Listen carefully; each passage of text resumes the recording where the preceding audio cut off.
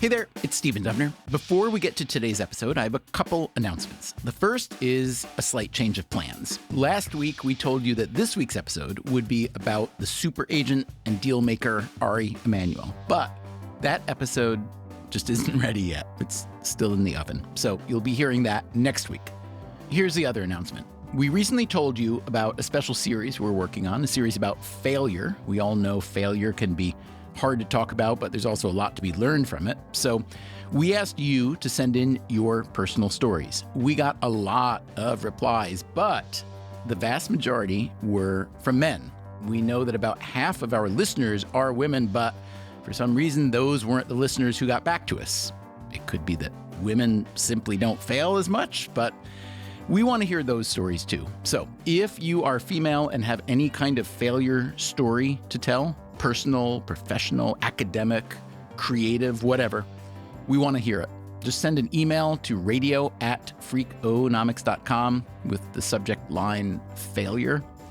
Thanks. Now, about today's show. Last month, the federal government announced plans to modernize the U.S. organ donation system. They want to speed up the process by which organ transplant patients are matched with donated organs. They also want to reduce racial inequities in the system. When we saw this news, we decided to go into our archive and put together the episode you are about to hear. It is a mashup of a 2015 episode, number 209, called Make Me a Match, and a portion of a 2016 episode, number 237, which includes a personal story from a listener who was inspired by that earlier episode to make a remarkable decision. All the relevant facts and figures have been updated. As always, thanks for listening.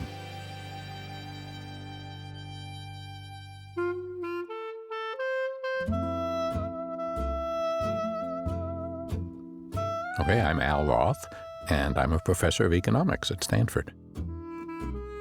For many years, Roth had taught economics at Harvard, but he and his wife, who's a human factors engineer, had relocated. We had just moved into our new apartment. We had moved to Stanford in September of 2012. Shortly thereafter, on October 15th, something memorable happened. And my wife woke up around 3 a.m. and said, "The phone's ringing." And I woke up and it wasn't ringing anymore. We only had one phone at that point, and it was in her office, which was downstairs. So I said to her, "It's not ringing," and I went back to sleep. And she went down and got the phone, and it started ringing again. It turns out it's a good thing they call you back. They don't go down their list. And it was the Nobel committee. Roth, half asleep, was informed that he, along with Lloyd Shapley, had won the Bank of Sweden Prize in Economic Sciences in memory of Alfred Nobel, also known as the Nobel Prize in Economics. Did you think you had a chance? It's hard to answer that humbly.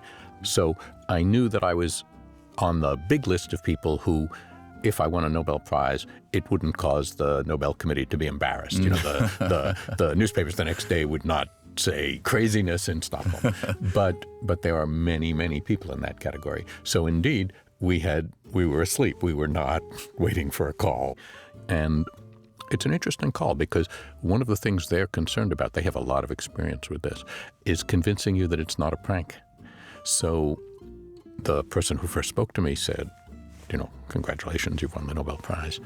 And then he said, "And I'm here with 6 of my colleagues, and 2 of them know you, and they're going to talk to you now." To persuade you that this is for real. Right. Either that or a very elaborate prank. Exactly. Mm-hmm. But they call you up and they say, "So in half an hour this is going to happen. Get ready." And, I took a shower and got dressed, which was a good thing because there wasn't an opportunity to do that again all day. And what was the rest of the day like then? Well, so at 5 minutes to, someone calls you back. And again, they're still, I guess, concerned that you shouldn't appear confused on the phone. So what she said is, point your browser to the Nobel site and you will see your name being announced. And then we will come on the line and have a press conference by telephone. So by the time that happened, I was ready. And then the Stanford press office, fortunately, descended on our house at 4 a.m. and started fielding calls from journalists. They'd say, "Professor Roth is ready now. Are you ready?" And I'd get the phone and I'd get 5 questions from someone, and I would speak to many, many people. And apparently, I mostly answered them very, very seriously, but I told a joke or two that I hadn't intended to tell. That people would say to me, "Oh, I heard you on NPR. You said something a little odd." And then there was a press conference, and then at 11, I had a class. So people seemed a little surprised, but that's how we ended the press conference. This was a surprise, and it was a Monday, and I teach on Mondays. Word had traveled to your students by then, I assume? It had. Yeah. There was champagne in the classroom. Yeah, yeah. So what kind of work did Al Roth do to land a Nobel Prize in economics? Well, it's not the kind of work that typically wins a Nobel. He has helped people who need a kidney transplant find a donor. He's helped new doctors find their first jobs. He's helped high school students in New York City find the right high school, even though Roth himself, who grew up in New York City, dropped out of high school. I was a, poor, ungrateful student and didn't appreciate what my teachers were trying to do for me. You should tell all your listeners they should complete high school.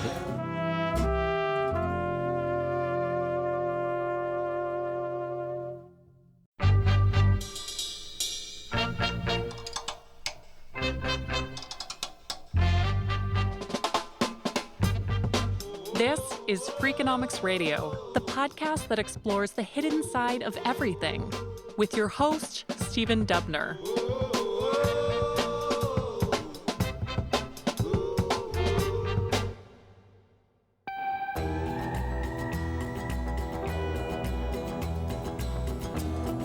Back in 2015, I visited Palo Alto, California, home to Stanford University and a few other things, to talk with Al Roth. He was, as you have heard, a high school dropout.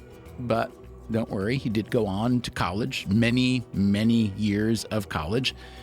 Not finishing high school isn't the only odd thing about Al Roth as a Nobel laureate. Consider this. Even though he won the prize in economics, and even though he is a professor of economics, he is not technically an economist. I mean, my degrees are in engineering. And, I wrote a paper once, a manifesto of market design called The Economist as Engineer. Yeah. So I think of myself as something like an engineer. I'd like to be an engineer. A manifesto of market design, Roth calls it. The Nobel Committee's citation noted his theory of stable allocations and the practice of market design. So what is market design, and why can it win you a Nobel Prize? Market design is an ancient human activity. When you look at the distribution of stone tools around the Middle East and Europe, you find that long before the invention of agriculture, stone tools were moving thousands of miles from where they were quarried and made. And that's a sign that there were markets for stone tools. There were ways to meet and trade things, and we don't really know much about those markets, but the stone tools, which are very durable, are evidence that markets are older than agriculture. But the Stone Age men who traded those stone tools and weapons had to make markets somehow. They had to make them safe. They had to feel confident that they could bring the things they would trade for these stone tools and not be robbed by guys with stone axes who would take their stuff. And that's been a big part of market design for a long time is making markets safe. Today we think about fraud and identity theft and securing your credit card. But there was a time when kings thought about securing the roads against highwaymen so you wouldn't be waylaid on your way to and from the market. So if I were the king of England and I wanted to have markets in England, I had to make sure that the roads were safe to get to the markets. Al Roth has now written a book. A really wonderful book, I should say. It's called Who Gets What and Why? The New Economics of Matchmaking and Market Design. If market design is, as Roth says, an ancient human activity, why does someone like him need to get involved? After all, we're told that markets generally organize themselves, right? There are sellers and buyers, supply meeting demand, with price being the glue that holds it all together. In this regard, the invention of money was a big breakthrough. Barter is very hard because you need a double coincidence of wants. You need to find someone who has what you want and who wants what you have. Right. You happen to have salt, I happen to have wool, and we each want what the other wants, or we find a third party. Right. Well, so finding the third party starts getting you involved in other things. And of course, money is a great market design invention for helping you find third parties because you can sell what you have for money and then go look for what you want. But there are some transactions, entire realms of transactions really, where money cannot do what it does in a typical market, where for whatever reason, supply is not allowed to naturally meet demand with price as the arbiter. And that is where someone like Al Roth comes in handy, the economist as engineer, because these atypical markets have to be set up differently. They have to be helped along. This is sometimes called a matching market. Matching markets are markets where money, prices don't do all the work. And some of the markets I've studied, we don't let prices do any of the work. And I like to think of matching markets as markets where you can't just choose what you want. Even if you can afford it, you also have to be chosen. Mm-hmm. So job markets are like that. Getting into college is like that. Those things cost money, but money doesn't decide who gets into Stanford. Stanford doesn't raise the tuition until supply equals demand and just enough freshmen want to come to fill the seats. Stanford is expensive, but it's cheap enough that a lot of people would like to come to Stanford.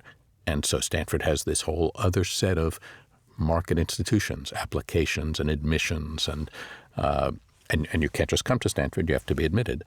Or think about this problem, which Al Roth has worked on directly. What is the best way for hospitals to hire newly minted doctors, and for those doctors to find the most appropriate hospital for them to work in? The current system is called the National Resident Matching Program. So I got involved in helping it during a crisis in the 1990s. But you have to go back to the 1900s to understand how doctors get jobs. And the 1900s is around the time when the medical degrees, as we know them, the MD degree, became the dominant medical degree. And about 1900, that's when internships began. So instead of graduating from medical school and immediately beginning to practice medicine, as we say. A word that's always bothered me. Yes. You should be good at it by now. The first job, the standard first job for medical graduates became what was called an internship and is today called a residency.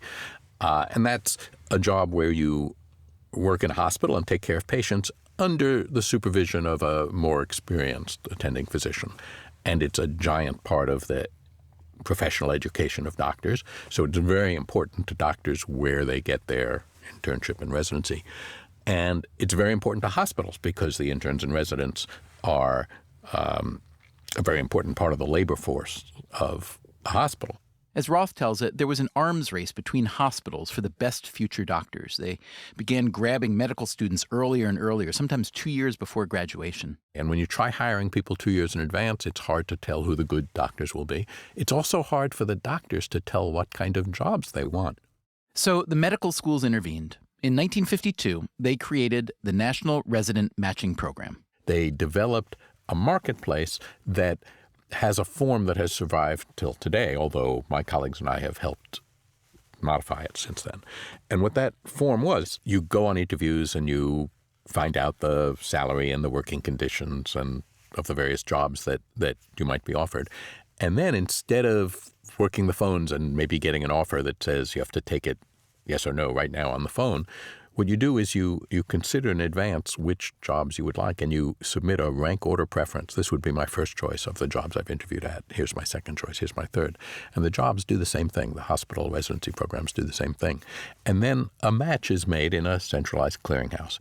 By the 1990s, this system was showing strain. Some people thought the hospitals had too much leverage over the residents. Also, by now, there were a lot more female medical students, some of whom had a significant other who was also a medical student, and such a couple typically wanted to get a residency in the same hospital, or at least in the same region. But the matching program couldn't handle that kind of request, so those candidates might opt out. In 1995, Al Roth was asked to help write an algorithm that could fix these problems. The algorithm worked well, and it now matches about 40,000 applicants each year. It sounds as though this works pretty well, according to most people involved, yes? Most people involved in this scenario are pretty happy with how it works, correct? Well, labor markets are stressful for everyone. So I think you're overstating how happy people are with the labor market. Well, but I think it works very well. I mean, in the medical residency matching particularly, Well, or at least as an improvement over what was before it. It's a vast improvement. Okay, here's my question really for you is broader labor markets. If we consider the medical residency matching program relatively successful to what preceded it, at least, why is it not used more widely in the labor markets? Well, the medical market is an easier one to coordinate than many markets because just about everyone becomes available at the same time when they graduate from medical school, and they all start their jobs, therefore, about the same time in July. So it's a market that can easily move people all at the same time. Whereas many markets, think about the market for journalists, they might be hired at different moments, and jobs might become available and need to be filled and not be able to wait for you to consider many jobs. Yeah, but you and your colleagues are pretty brilliant, and you have mathematical backgrounds. I would think you could deal with rolling admissions, is it right? I mean, for all the talk about how modern labor markets have so many mismatches in them, so many people doing jobs that they don't really want to be doing, so many corporations with all these theoretically qualified people out there not being able to find the people to fill them without going through a lot of trouble. I mean, hiring practices become more and more complicated. It seems as one way to address the matching problem, but it seems as though your complicated mathematical foundation might provide, ironically, a simpler way to address that problem. So I'm not sure that's true. Again, one of the special things about residency positions is, although they're very different at different places, they're sort of similar to each other. If you're thinking about should you be a journalist or an airplane pilot or a chef, you're dealing with very different jobs with very different employers.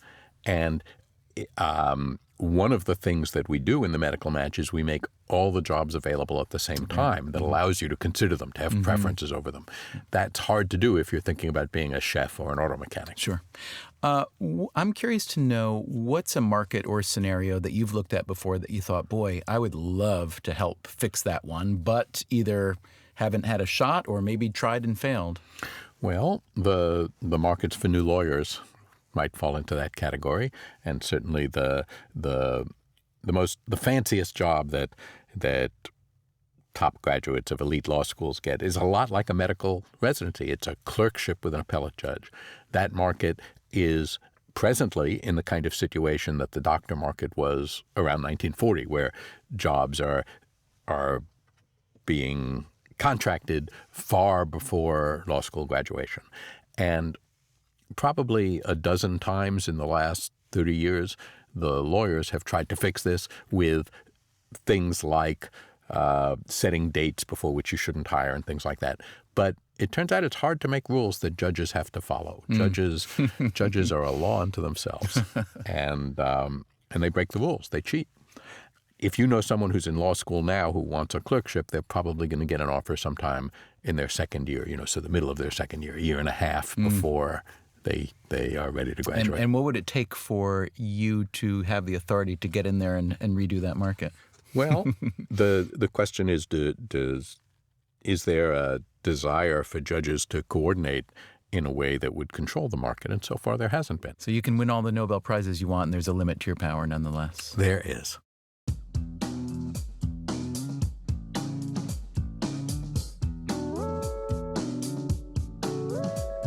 As complicated as it may seem to match future lawyers or doctors with their employers, consider an even more complicated match.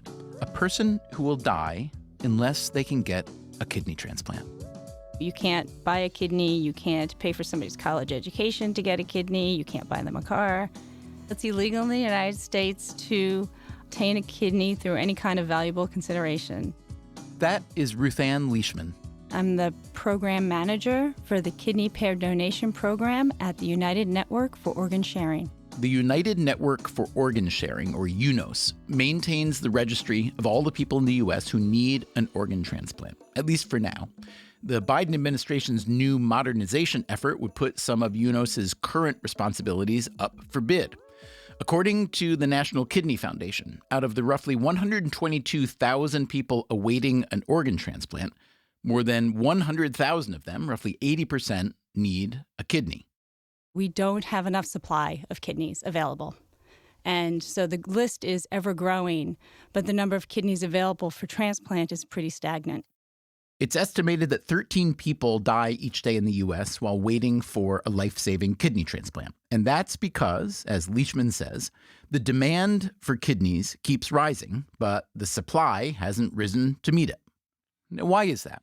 Consider where most donated organs come from. They primarily come from cadavers, from people who have died, but who have died under just the right circumstances, from a brain trauma, for instance, to allow their still functioning organs to be harvested for transplant. Only about 1% of the population who die are actually able to donate their organs. So if you need a heart transplant, let's say, you are waiting for a cadaver organ. But a kidney is different from a heart. Why is that? Because humans are born with 2 kidneys, and yet we really need only one. Which means that in a country like the U.S. with a few 100 million people, there are potentially a few 100 million spare kidneys out there. When someone has kidney failure, typically both their kidneys fail, so they're left with 0 healthy kidneys, whereas the typical healthy person has a perfectly good spare. So while it might seem that there is a massive demand for donated kidneys, remember there are more than 100,000 people on the list, the fact is that the potential supply is really massive. Here's Al Roth again. If you're healthy enough, you can remain healthy with just one, and that means if someone you love is dying of kidney disease, you could give him a kidney and save his life. If you happen to be a match. If you happen to be a match, and that's where kidney exchange comes in. Kidney exchange. Because remember, unlike some markets where price is allowed to let demand meet supply, organ donation is a market that doesn't allow money. As a society, we've decided it isn't right to reimburse people in any way for donating an organ, although I should say some economists have argued that we should rethink that. But for now, at least, kidney donation is reliant on altruism, which, judging by the backlog of kidney patients waiting for an organ, isn't working so well. And that's why Al Roth got involved. People often ask me how I got involved in kidney transplantation, and I think the romantic thing that they're hoping I'll say is that I knew someone who was ill or that I was ill, but that isn't the case at all. I entered through the mathematics. Coming up on Freakonomics Radio, how Al Roth and his comrades used mathematics to save lives. And eventually we wrote a paper about how to organize kidney exchange if you weren't too worried about logistical problems. So we hadn't yet talked to doctors. We hadn't yet talked to surgeons. I'm Stephen Dubner. This is Freakonomics Radio. We'll be right back.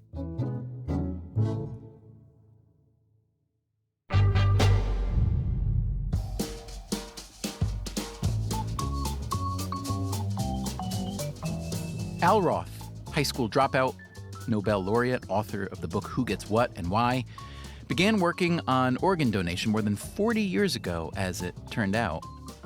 So in 1974, in Volume 1, Number 1 of the Journal of Mathematical Economics, Herb Scarf and Lloyd Shapley, with whom I eventually shared a Nobel Prize, wrote an article about how to trade indivisible goods when you couldn't use money. And this was a theoretical argument. It was entirely, yes. Entirely theoretical. And sort of whimsically, they said, let's call the objects houses. And let's suppose everyone has a house, and people have preferences over houses, and they can trade houses, but they can't use money. All you can do is barter. You can say, I'll trade my house for yours, or you could do it among 3 people. You know, I'll give you my house, and you give someone your house, and he gives me his house. But that's all you can do.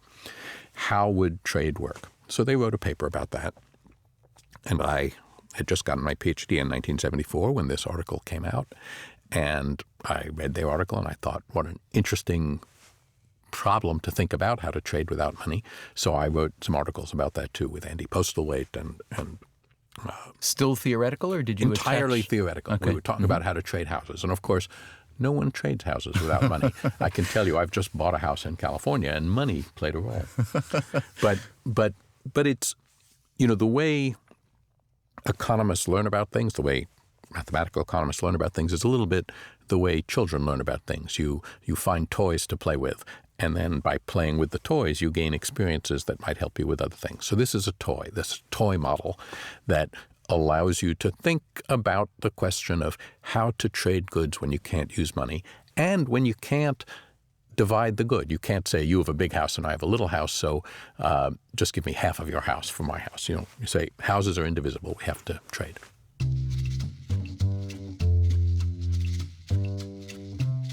In 1982, Roth took a teaching job at the University of Pittsburgh, which happened to have an excellent medical center with a prominent organ transplant program. Roth began thinking about kidneys from the perspective of supply and demand. Again, there's a seemingly huge demand for donated kidneys, but in fact, a much, much larger supply of potential kidneys for donation, since healthy people have 2 but only need 1. So let's say that your spouse or sibling or parent needs a kidney transplant. You could voluntarily undergo surgery to give up one of yours, if that is, you happen to be a biological match. If you aren't a match, then you're healthy enough to give someone a kidney, but you can't give the person you love a kidney. So there they are with an indivisible object that we had been calling houses, but now call it a kidney. Right. And here are these incompatible patient-donor pairs, and they have an indivisible object, and it's against the law to buy and sell kidneys for transplantation. So all of a sudden, this toy model that we'd been playing with that didn't make a lot of sense for houses because we use money for houses made sense for kidneys. Because Was there a light bulb moment for you where you saw that the kidney was the, concrete version of what had been discussed in this model, or no? Again, I'd like to say that there was, but there wasn't. Okay. Were you looking for something to plug into that model? I was looking for a teaching tool. I was teaching the model, and my students would say, this is an interesting model, but isn't it a little silly? We use, here in Pittsburgh, we use money for houses, Professor. And I'd say, yes, but this is a toy model. You should study it. But there we were at Pittsburgh, and we had all these transplants going on. And I said, well, so supposing it's kidneys. So we talked about kidney exchange without my ever thinking it would become a practical thing. I was not seeking to design kidney exchange. But in 1998, I moved to Boston to teach at Harvard. And in 2000, the first kidney exchange in the United States was done in New England. That's an exchange between incompatible patient-donor pairs, as Al Roth calls them, 2 couples, let's say, with the healthy member of each couple agreeing to give a kidney to the needy member of the other couple. The first kidney-paired exchange ever took place in South Korea in 1991. The first U.S. exchange that Roth mentioned happened at Rhode Island Hospital in Providence. Then it was covered in the press. It was an unusual thing. And there I was. I had notes about kidney exchange. So with a former student of mine from Pittsburgh who was visiting at Harvard, Utku Unver, I said to him, look at this, there's kidney exchange. Let's give a class. I was teaching a market design class. Let's give a class on how we would do kidney exchange.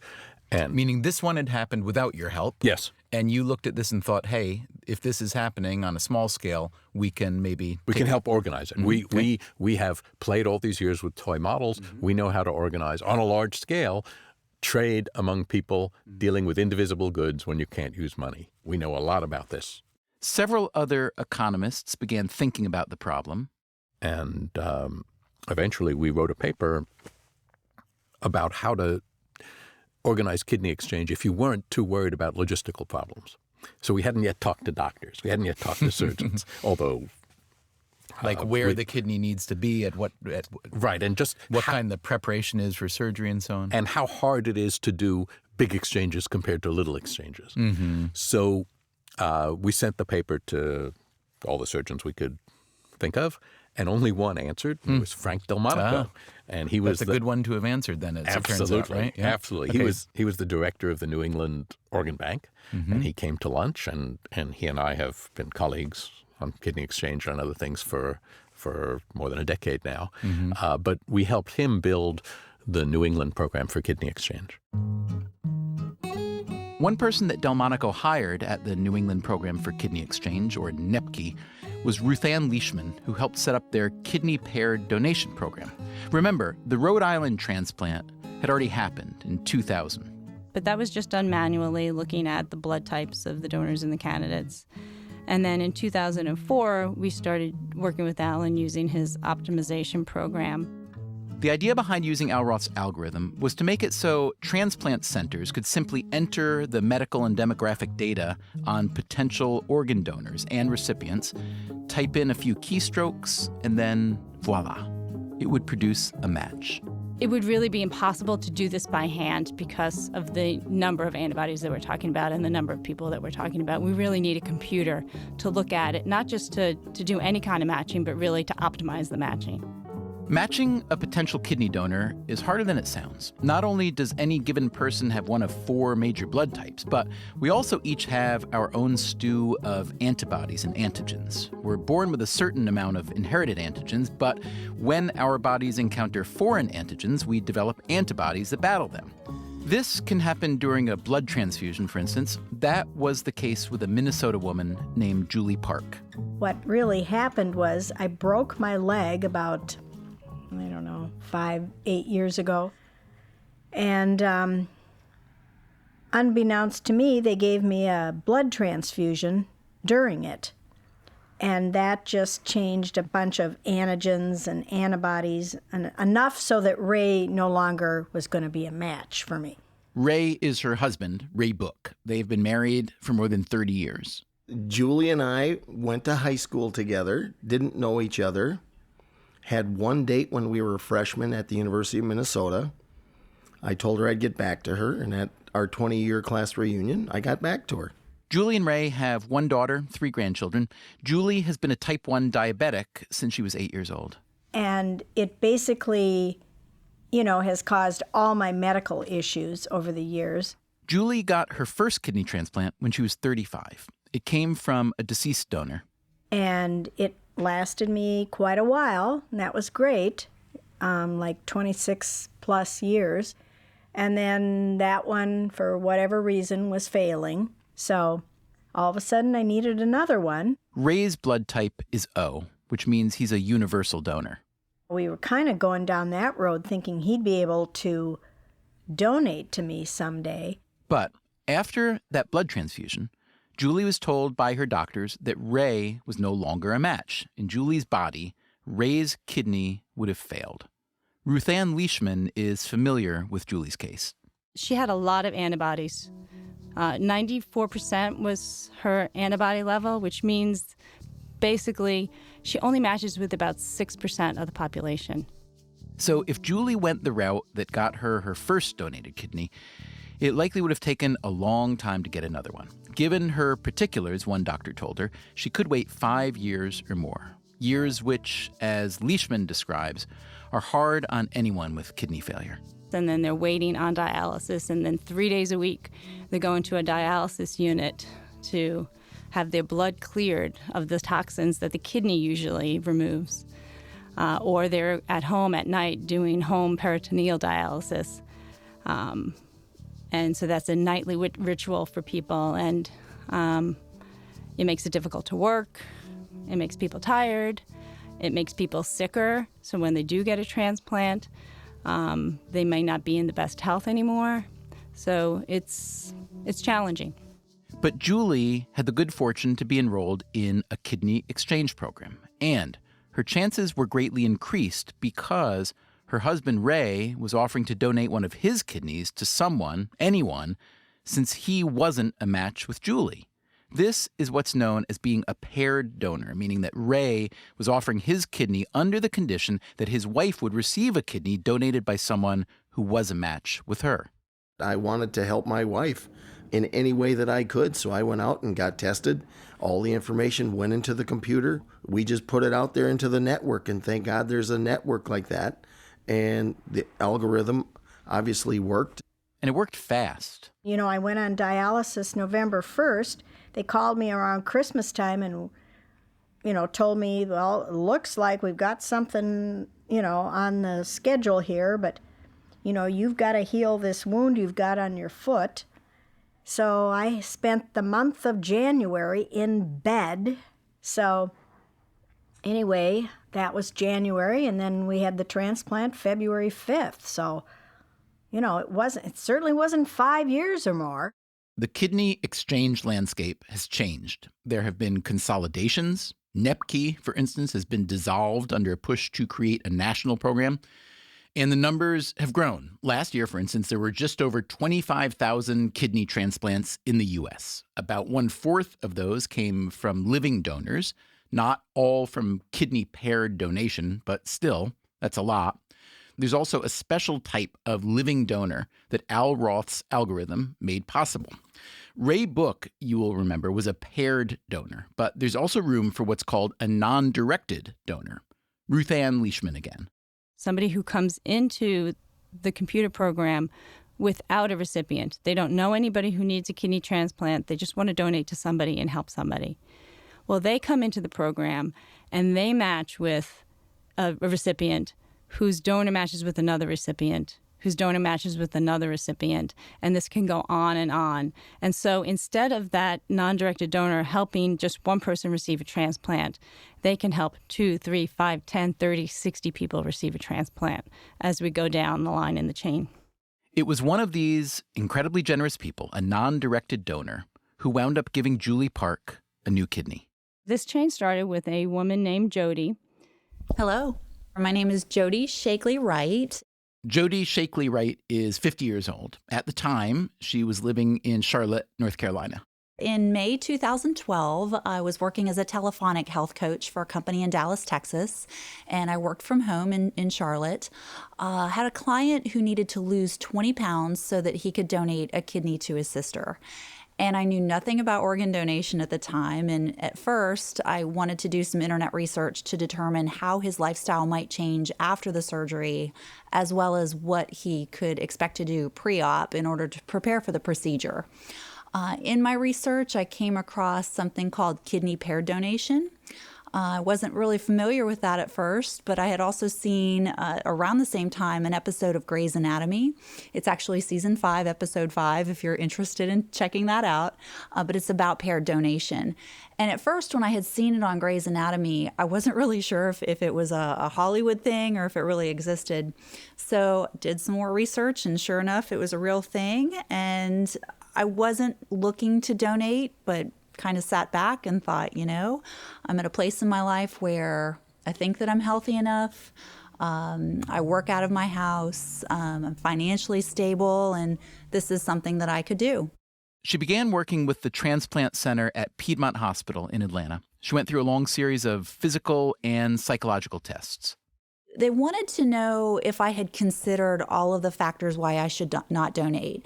First and foremost, I was asked to make a few minor lifestyle changes, or at least I felt that they were minor, but things like they didn't want me to do any death-defying stunts like ride motorcycles or jump out of airplanes. I had already jumped out of an airplane, so that was okay. But with one kidney, you kind of have to take a little bit more care. So basically, they wanted to make sure that I was sure about donating one of my kidneys because I really only have, one to donate. I need the other one to survive. And, they really want you to think about things like, are you going to be okay with the decisions that your recipient makes? Meaning that once you give this kidney up, it's not mine to direct how it's used anymore. And I was really okay with that. That's the recipient's call. I'm giving a gift. After passing her tests, Shakely Wright's information was entered into the computer program used by the kidney paired donor system, and the algorithm went to work on her data. It quickly found a match. Julie Park in Minnesota. Less than 2 months later, it was surgery day.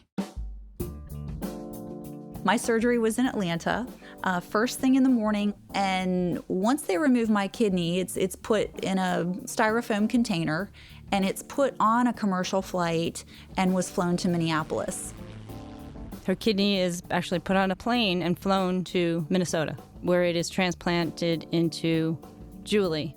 I think I went in about 4 in the afternoon, something like that. Julie's husband, the same day, is having his kidney recovered at a hospital in Minnesota. It was a very emotional time. I told my kidney go and do a good job and take care of somebody, and I shed some tears. So Ray's kidney, at the same time that my kidney was flying from Atlanta to Minneapolis, his was flying from Minneapolis to Atlanta for the second recipient in the chain to receive her kidney. So Ray Book donated his kidney as a paired donor so that his wife, Julie Park, could get a kidney from a stranger, the non-directed donor, Jody Shakely Wright, and who got Ray's kidney. We did find out it was a woman that got my kidney, and she was in the next room next to the woman who was donating to Julie.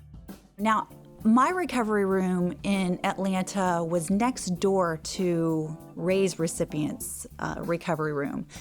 And I had the respect enough not to barge in there and introduce myself, although I have to be honest, I really wanted to. All I know about her is that she's doing well. That recipient had also come into the kidney exchange with someone willing to give her a kidney, but she wasn't a match. So this person in Georgia who received Ray's kidney, her daughter the same day went to the operating room and donated her kidney. And that kidney stayed right there in the same hospital and went to somebody on the deceased donor wait list who didn't have a living donor available to them. So, this one act of kindness by Jody Shakely Wright, who donated out of the goodness of her heart. She didn't even have anyone she was donating for. this one act had a multiplier effect.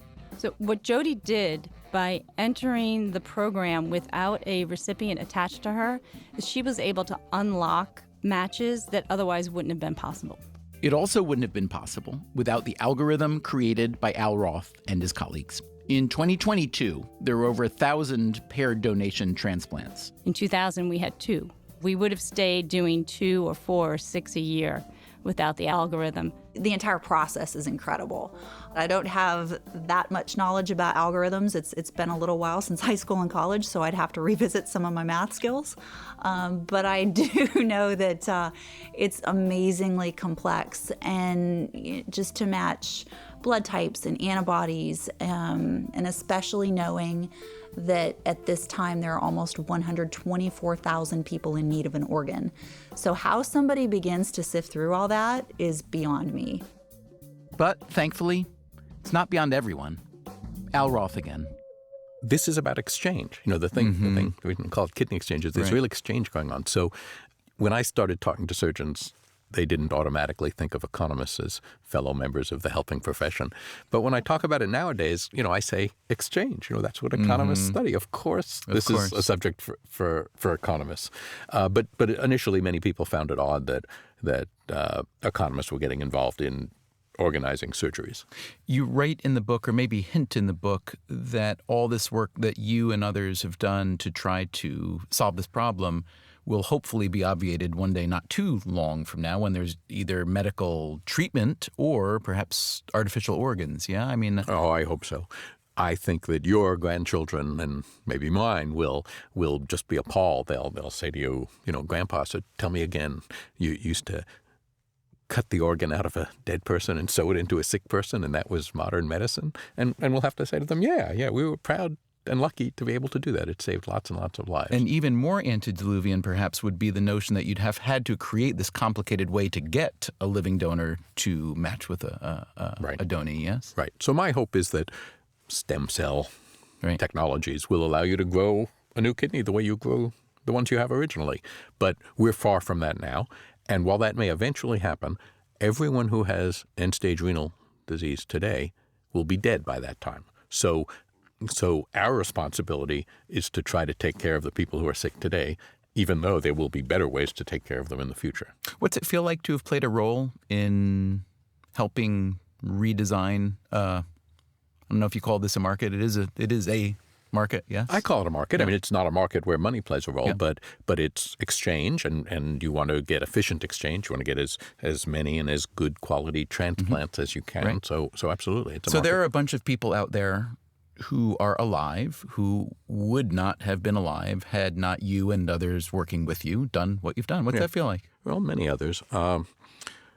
It feels good, but economics in general does good things for people. So I think that it may be an illusion to say, here we are saving lives, isn't that great? And it is great. But imagine all the other good things that markets do. The economy has been immensely productive. We all live much, much longer than people like us lived even 100 years ago. And this has to do with the rapidly increasing prosperity that the world experiences because of the way markets work. So the big job of economists of market designers is to help that process along. It's been going along for many, many centuries without the help of economists, but it goes by trial and error. And maybe we can reduce some of the errors and make some of the trials go more quickly and more fruitfully. That, again, was the economics professor and market design expert Al Roth.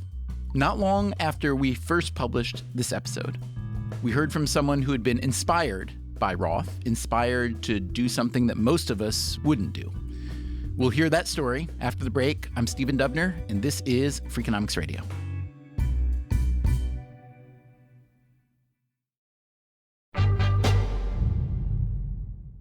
Okay, hello, Ned. Stephen, how are you? Hey, great. How are you? Nice to meet you. Nice to hear you. Thanks so much for doing this. I mean, doing the interview, but doing the actual deed. That was a very easy thing to do.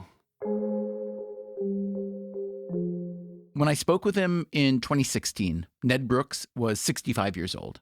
I live in Norwalk, Connecticut. I'm semi-retired after a couple of careers on Wall Street and in real estate. He had been married for nearly 35 years, 3 grown children. And one day, Brooks was in his car. And we were listening to your podcast about Alvin Roth, the Nobel Prize winner in economics, who created a model to trade indivisible items without the use of money. And I think he was talking about houses at the time, but it seems to work very well for the kidney chain as well. And I listened to the podcast with growing interest because what came through to me about the power of the kidney chain as somebody with a business background is the concept of leverage. That one altruistic donor, and an altruistic donor is someone who gives a kidney without having anybody particular in mind to receive it. And it provides a lot of options for the people who put these things together to start a kidney chain. And that results in a sequence of transplants that can affect a lot of people. Now, had you ever considered giving a kidney before then? No, I did not. And what was it about the message from Al Roth in that podcast that either kind of alerted you? What did you learn or what changed your mind that made you start to think about that then? Well, the concept that we have 2 kidneys and we only need one. Now, did you know that ahead of time or not really? Yes, I did know that much. What I did not know is all the benefits that accrues to one who donates a kidney.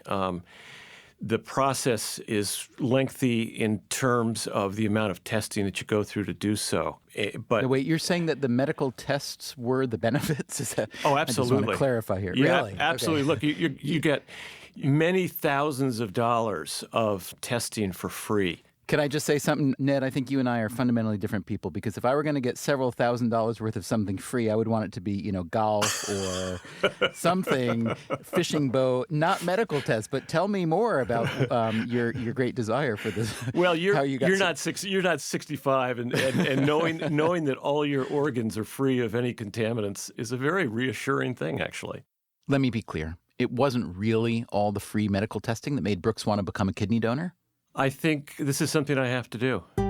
It required some thought, discussion with my wife that day in the car. I spent one restless night, probably about 3 hours, trying to understand what my own motivations were and if they were the right ones to be doing this. And once I put that to rest, then it was a very easy thing to do. Did you decide immediately to become a non-directed donor, meaning that your kidney would be available for anyone who needed it, or did you think about trying to help someone in particular?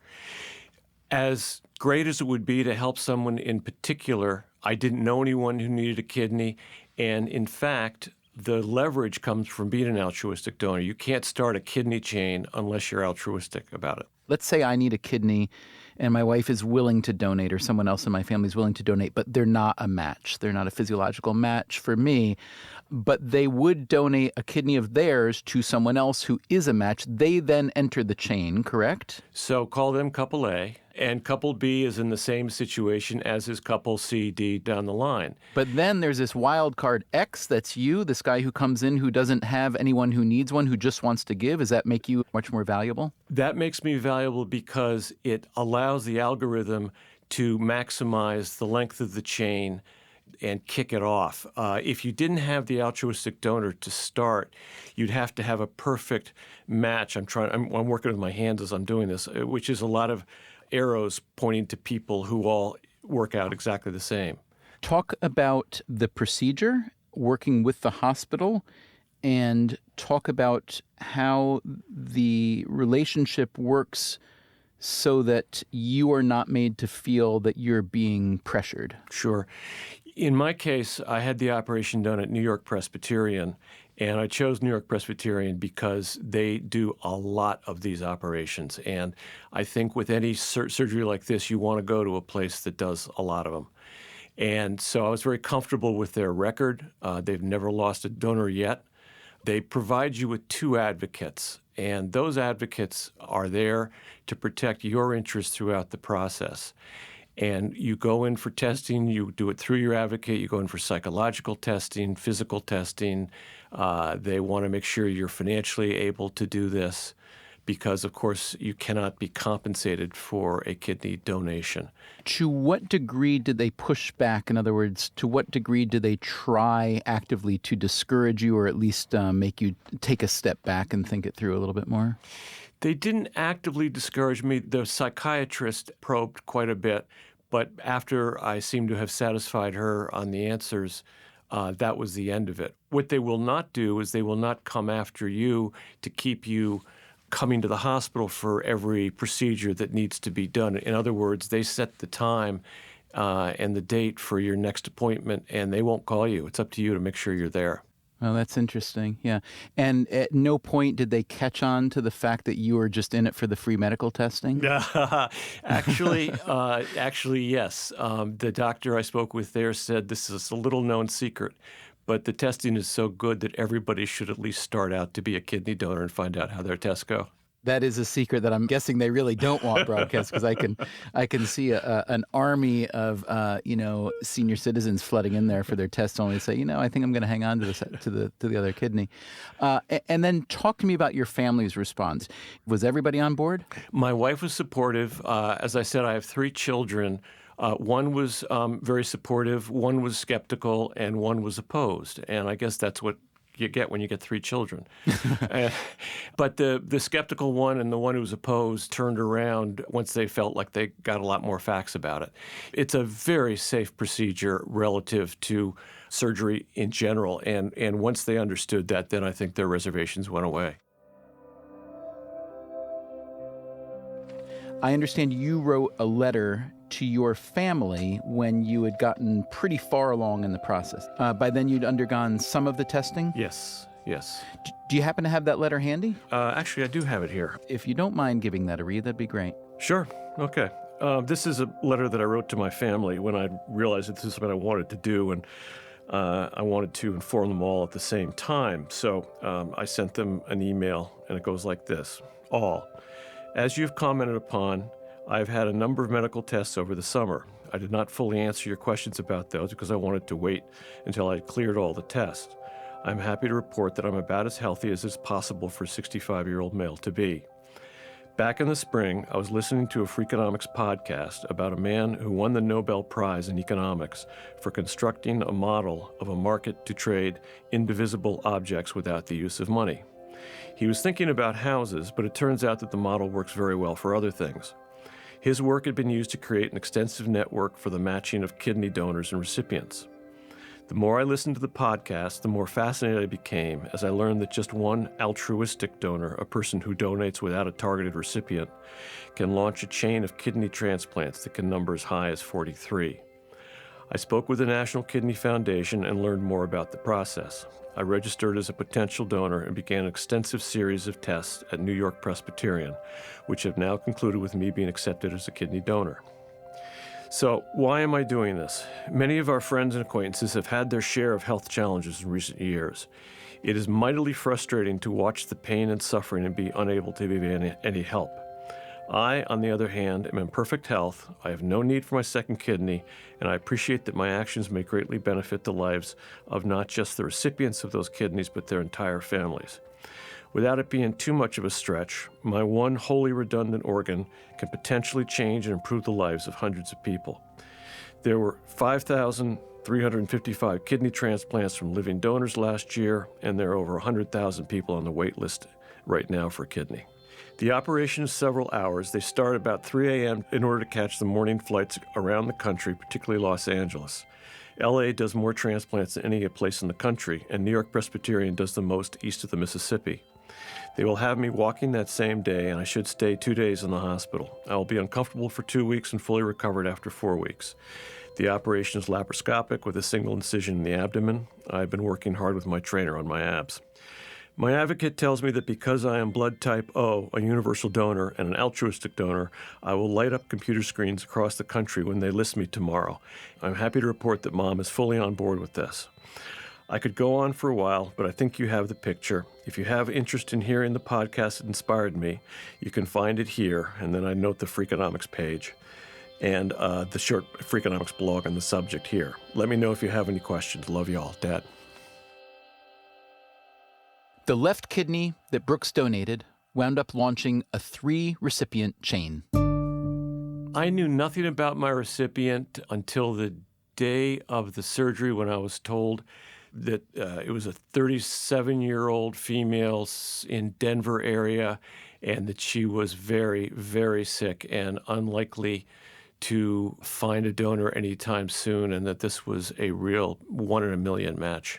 Did you know anything about the cause of her illness, and would that have mattered to you if you did know? No, I had no idea. Look, you're not getting paid. You might get thanked. You might not get thanked. You're doing this for your own set of reasons. Was it important to you that that person appreciate those reasons or appreciate you, or did it not really work that way for you? This is where the leverage comes in. They ask that same question in the initial stages in a little bit different way. What they ask is, if something happens to your recipient, how upset are you going to be? Quite frankly, my answer was, this is multiple people who are getting a transplant because of what I'm doing. And if one of them doesn't work out, I'm terribly sorry, but it's going to change the lives for all the others. So, Ned, you learned a little bit about your recipient, and from what I understand, you've been in contact. You received a letter from her, is that right, expressing her thanks? The way this works is I go through my advocate at the hospital, writing a letter to the recipient that goes to the advocate at her hospital to her. Then if she chooses to do so, she comes back to me with whatever she wants to say. And then through the advocates, I go back and disclose my identification. Then she does that back to me if she wants to. And that's the way it worked. And we've exchanged emails, and I've gotten Christmas cards from her family and so forth. So you haven't met with her or spoken with her by phone? I have not met or spoken with her, no. Okay, so here's the story. I believe that if technology has served us well, that she's on the other line right now, Danielle from Centennial, Colorado. Oh, my God. I've not spoken to her yet. Oh, this would be great. Danielle, can you hear us? This is Stephen Dubner. Hi, I can hear you guys. It's Ned. Hi, Ned. Hi. How are you doing? I'm doing great. Good. This is exciting. This is very exciting. It's great to hear your voice. How you feeling? I'm feeling good. Feeling real good. Lately, it's been a struggle since the surgery, but I'm doing good. A lot better than I was. Are you on lots of meds? Yeah. Unfortunately, I'll have to be on a ton of meds for probably the rest of my life. Hey, Danielle, this is Stephen. Can you tell us a little bit about what led to your need for the kidney? Sure. It all started October 8th, 2014. I had received a call from my doctor saying that my blood work had come back. I'd gone to my regular doctor just because I was having a severe headache that wouldn't go away. And so they did some blood work. They called me the next day and said, you need to get to the hospital immediately. And they were telling me my creatinine was at a 12, and I had no idea what that was. And so I went to the hospital, and I was immediately hospitalized for the next 15 days, getting biopsies and MRIs and plasmapheresis and dialysis and getting all these tubes put in my neck and chest. And it just all happened so fast. And To this day, they still don't have any reason. I happened 3 weeks after I had my son, but they don't want to associate it to that. So they really have no answers of why this all happened to me. And what was your, I guess, prognosis? Did they think that you would survive? And what was your prognosis for getting a donated kidney? Well, when they was hospitalized and they had no answers, they were functioning a small part, but they said that they were failing. But they had hope, since they really had no idea what was going on with me, that they would kind of kick back in and restart themselves. So we kind of just waited, and I started dialysis and everything. And while we were waiting for those next couple of months, I actually tried acupuncture for, organ treatment specifically for that. I was trying everything. And I said, you know what, I'm not going to wait any longer for them to restart. I better get on this transplant list now. So come January of 2015, I started the process of getting on the transplant list and starting there. And what were you told about how long that would likely take you to get a donated kidney? Well, it came back that I had antibodies in my blood from blood transfusions that I had during the hospitalization. And since from having children, they said I created all these antibodies. So it made me a very rare match I wasn't a match to any of my family. And so they said because of my rare antibodies, I could possibly be on the list 5 to 6 years. So that's the kind of range they gave me back in January of 2015. Then I was looking at 5 to 6 years being on dialysis. Wow. How long was it before you heard that there was a donor? Well, it was probably come May of 2015 that I started getting word. Me and my father, we decided, since I was having such a hard time and nobody in my family matched with me, my father really wanted to donate on my behalf. So we heard about the paired donor program through the hospital, and he wanted to donate his kidney on my behalf. So it was probably around May of 2015 that we started the chain process. And I had several chains lined up throughout the summer of 2015, but they kept falling through due to scheduling, and with some part of the chain, it kept falling through. So I had many chains lined up throughout the summer, and it was finally in August that we found, I guess, Ned was matched to me, and we got the surgery date of September 22nd, and it kind of just happened really quickly from there. Way to go, Ned. Thanks. What's it feel like for you, Ned, hearing Danielle talk now? She's obviously in a much better situation today with your kidney in her than she would be without. So what's that feel like to hear her on the other end of the line? It's emotionally very powerful. It means a lot, a great deal. Yeah, it was a real struggle going through dialysis in the last year. I had to do 4 hours of treatment 3 days a week. So basically it took 15 hours out of my time every week, and I would go into a dialysis center, and the first thing you do is you get checked in, and they do your blood pressure, your weight, your temperature. They go through, all your symptoms that you're feeling, and there's really no privacy when they're doing that. I mean, the next patient's 5 feet from you in their chair, and you're talking about all your bodily functions that are not going well for you with all the medications you're taking and everything. And there's it takes away a little bit of your integrity having to do that so publicly. And then just to sit there for 4 hours doing nothing. I can't get up. I can't move. My blood is just sitting there. You're watching your blood go through this machine, and it's really, really depressing. And it was hard for me. I mean, I cried the first couple times just because I would sit there and I'd look around, and I was the youngest, obviously, in the whole building at 37 years old. And I was the only one driving myself there. And, it's just a really hard and depressing time to spend, in your day. So it was really hard for me to do because I had 2 small children as well. It's remarkable. You say you were crying then. Now you sound so strong. Ned's on the other line blubbering there. I'm on the border holding it together. So it's emotional every time I talk about my story too. So I'm curious. You said that your dad had entered the donor chain. Did he end up giving a kidney? And if so, does he know who the recipient was? He ended up giving his kidney, and all we really know is that it went to Connecticut, over there where Ned is, and we have not heard from the recipient on that end. I have a copy of the letter that you wrote to your donor. It's unclear to me whether you knew exactly who Ned was at this time. It begins, "To my wonderful kidney donor, I don't even know where to begin." And I've already started to cry. Sorry. Okay. I have nothing to do with either of you, and I'm crying, okay?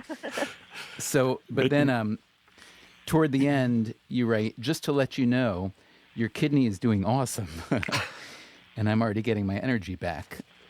Danielle, what's it like to have this guy, Ned's kidney, inside of you? Do you feel whole again? Do you feel different? It was amazing because the very next day after surgery, I felt incredible. I felt 100% different. I didn't feel any of the symptoms that I was having before with the illness and the nausea and the anxiety and everything I was going through. I immediately felt better. My body felt better. And, I was eating and drinking the foods and liquids I was restricted to for so long. And it's just, I do have the energy again. And it's amazing how much better I feel. And, I don't know if he had any food habits that I've picked up, but... How do you feel about single malt scotch? I haven't had the craving for any scotch. And it's funny because we joke about that with my dad because he's a single malt scotch drinker too, and we say, "Oh, that person's probably craving it now." Well, Danielle, I'm glad you're doing better, and I hope you continue to do even better. Yes, thank you so much. And Ned, thank you so much for everything you've done for me and my family. And no need to thank me anymore. Thank you for being such a great recipient, and we'll be in touch.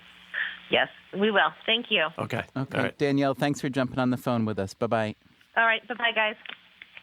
Bye. Well, Ned, how do you feel now? Look and see what you've done now. Boy, I was shaking in here. This is really something. She's a great person. Well, I know you didn't do it for the thanks. Right. But thanks. My pleasure. Ned Brooks, inspired by his own experience and the need for more kidney donations, started an organization to help build more altruistic kidney donor chains. It is called the National Kidney Donation Organization. Last year, they helped recruit about 600 living donors. They can be found at nkdo.org. Coming up next time on the show, as promised, a sit-down with the CEO of Endeavor, Ari Emanuel. I still shave my head on the same day that they shaved my head. I'm 62, and I still f***ing do it. It's insane. Freakonomics Radio is produced by Stitcher and Renbud Radio. The original episode, Make Me a Match, number 209, was produced by Greg Rosalsky. And the conversation with Ned Brooks originally aired as part of an episode called Ask Not What Your Podcast Can Do for You, produced by Irva Gunja. That's episode 237. Our staff includes Julie Canfer, Zach Lipinski, Morgan Levy, Ryan Kelly, Alina Coleman, Catherine Moncure, Greg Rippin, Rebecca Lee Douglas, Sarah Lilly, Eleanor Osborne, Jeremy Johnston, Jasmine Klinger, Daria Kleinert, Emma Terrell, Lyric Bowditch, and Elsa Hernandez. The executive team of the Freakonomics Radio Network is Neil Carruth, Gabriel Roth, and me, Stephen Dubner. Our theme song is Mr. Fortune by the Hitchhikers. Our original music is composed by Luis Guerra. As always, thanks for listening. I've listened to you for so many countless hours that actually sitting here talking to you, I feel like I'm in my car. I hope you don't talk back to me when you're in your car. I don't know, maybe that wouldn't be a terrible thing.